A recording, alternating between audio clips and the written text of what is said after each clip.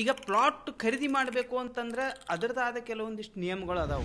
ನಾವು ಪ್ಲಾಟ್ ಅನ್ನ ಯಾವ ಮೊತ್ತದಲ್ಲಿ ಖರೀದಿ ಮಾಡ್ತೀವಿ ಅಂತ, ಎಷ್ಟು ಅಮೌಂಟಿನ ಪ್ಲಾಟ್ ಅನ್ನ ಖರೀದಿ ಮಾಡ್ತೀವಿ ಅನ್ನೋದು ಮೊದಲಿಗೆ ನಾವು ಫಿಕ್ಸ್ ಮಾಡ್ಕೊಳ್ಬೇಕು. ಎರಡನೇ ಪಾಯಿಂಟ್ಸ್ ಏನು ಅಂತಂದ್ರೆ ನಮ್ಮ ಆದಾಯ ಎಷ್ಟೈತಿ, ಅಂದ್ರೆ ನಮ್ಗೆ ಇಷ್ಟ ಆದಾಯ ಬರುತ್ತೆ, ನಾವು ಇಷ್ಟ ಆದಾಯದೊಳಗೆ ಇಷ್ಟು ಪರ್ಸೆಂಟೇಜ್ ಹಣವನ್ನ ನಾವು ಇನ್ವೆಸ್ಟ್ ಮಾಡ್ತೀವಿ ಅನ್ನೋದನ್ನ ಮೊದಲಿಗೆ ನಾವು ಲೆಕ್ಕಾಚಾರ ಹಾಕೋಬೇಕು. ಇನ್ನು ಮೂರನೇ ಪಾಯಿಂಟ್ ಲೊಕೇಶನ್, ಯಾವ ಜಾಗದಾಗ ನಾವು ಪ್ಲಾಟ್ ಅನ್ನು ಖರೀದಿ ಮಾಡ್ತೀವಿ ಅನ್ನೋದು. ಬಹಳ ಜನ ಏನಂತಾರ ಅಂತಂದ್ರ ಮೊದಲಿಗೆ ಜಾಗ ನೋಡಿ ಇಟ್ಕೊಳ್ಬೇಕು, ಅಂದ್ರೆ ಲೊಕೇಶನ್ ನೋಡಿ ಇಟ್ಕೊಳ್ಬೇಕು, ಆಮೇಲೆ ನಾವು ಏನ್ ತಗೊಳೋದ್ರ ಬಗ್ಗೆ ಪ್ಲಾನಿಂಗ್ ಮಾಡಬೇಕು ಅಂತಾರ. ಅದು ತಪ್ಪು. ಮೊದಲಿಗೆ ನಾವು ಬಜೆಟ್ ಅನ್ನು ರೆಡಿ ಮಾಡಿಕೊಂಡು ಆನಂತರ ನಾವು ಲೊಕೇಶನ್ ಅನ್ನು ಕೂಡ ಸೆಟ್ ಮಾಡ್ಕೊಳ್ಬಹುದು.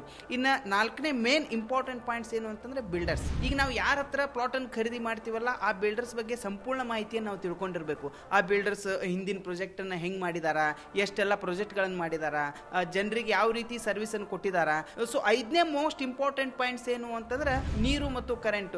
ಸೊ ನಾವು ಖರೀದಿ ಮಾಡಿರುವಂತ ಪ್ಲಾಟ್ ನಲ್ಲಿ ನೀರಿನ ವ್ಯವಸ್ಥೆ ಮತ್ತು ಕರೆಂಟಿನ ವ್ಯವಸ್ಥೆ ಯಾವ ರೀತಿ ಐತಿ ಅನ್ನೋದನ್ನ ನಾವು ಮನಗಣನೆ ಮಾಡ್ಕೊಳ್ಬೇಕಾಗತ್ತೆ. ಇನ್ನೊಂದು ವಿಚಾರ ಏನು ಅಂತಂದ್ರೆ ಈ ಎಲ್ಲ 5 ಪಾಯಿಂಟ್ಸ್ ಅನ್ನ ನಾವು ಫಾಲೋ ಮಾಡಿದ್ರೆ ನಾವು ಪ್ಲಾಟ್ ಖರೀದಿ ಮಾಡ್ಲಿಕ್ಕೆ ಭಯಂಕರ ಅನುಕೂಲ ಆಗುತ್ತೆ.